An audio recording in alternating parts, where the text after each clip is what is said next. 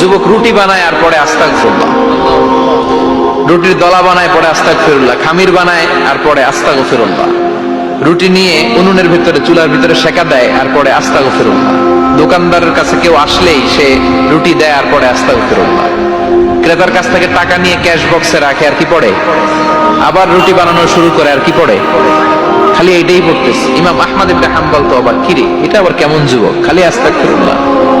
উনি প্রশ্ন করলেন, যুবক ঘটনা কি? আসার পর থেকেই তোমার দেখতেছি তুমি রুটি বানাও, রুটি বিক্রি করো আর পড়ো আস্তাগফিরুল্লাহ, মালাকা ইয়া শাবাব।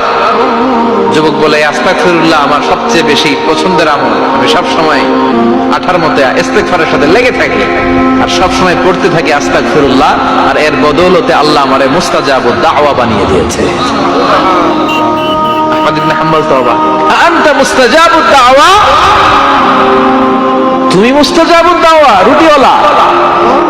আমি এত বছর হাদিস পড়াই, আমিও তো মুস্তাজাবুদ দাওয়া না, আর তুমি রুটি বেচো বাজারে, তুমি মুস্তাজাবুদ দাওয়া, তুমি দোয়া করলে সব কবুল হয়ে যায়।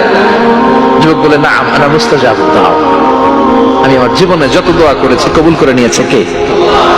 সব দোয়া কবুল করে নিয়েছে আল্লাহ, একটা দোয়া ছাড়া। কয়টা? আহমদ ইবনে হাম্বলের কৌতূহল, কিউরিয়াসিটি আরো বেড়ে গেল, কি সব দোয়া কবুল হয়েছে একটা দোয়া ছাড়া? মাযালিকা দোয়া ইয়া শাব, কি সেই দোয়া? যুবক এবার বলতে শুরু করলো, আমার জীবনে যে দোয়াটা আল্লাহ কবুল করে নাই সেটা হচ্ছে, আমি আল্লাহর কাছে অনেক চেয়েছি, অনেক দোয়া করেছি যে আল্লাহ, শুনেছি এই জামানার সবচেয়ে বড় মুহাদ্দিস, তার নাম নাকি ইমাম আহমদ ইবনে হাম্বল, আল্লাহ তোমার কাছে আমার চাওয়া, আমি যেন এই ইমাম আহমদ ইবনে হাম্বলরে দেখে মরতে পারি, আমি যেন ইমাম আহমদ ইবনে হাম্বলের হাতে হাত রেখে মুসাফা করতে পারি আর তার কপালে একটা চুমু এঁকে দিতে পারি। আহমদ ইবনে হাম্বল আবেগপ্রবণ হয়ে গেলেন, চোখের পানি ছেড়ে দিলেন, বললেন, যুবক তোমার এই দোয়াটাও কবুল হয়ে গিয়েছে।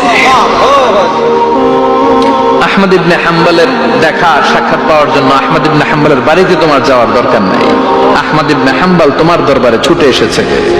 আনা আহমদ ইবনে হাম্বল মুহাদ্দিসুদ দাহর, আমি নিজেই আহমদ ইবনে হাম্বল। যুবক চোখের পানি ছেড়ে দেয়, আহমদ ইবনে হাম্বল চোখের পানি ছেড়ে দেয়। যুবক চিৎকার মেরে ইমাম আহমদ ইবনে হাম্বলকে জড়িয়ে ধরে, হাতে হাত রেখে মুসাফা করে, কপালের মধ্যে চুমু খায় আর আল্লাহর শুকরিয়া করে বলে, ও ইমাম, আসলে এই দোয়াটাও আল্লাহ আজকে কবুল করে নিল।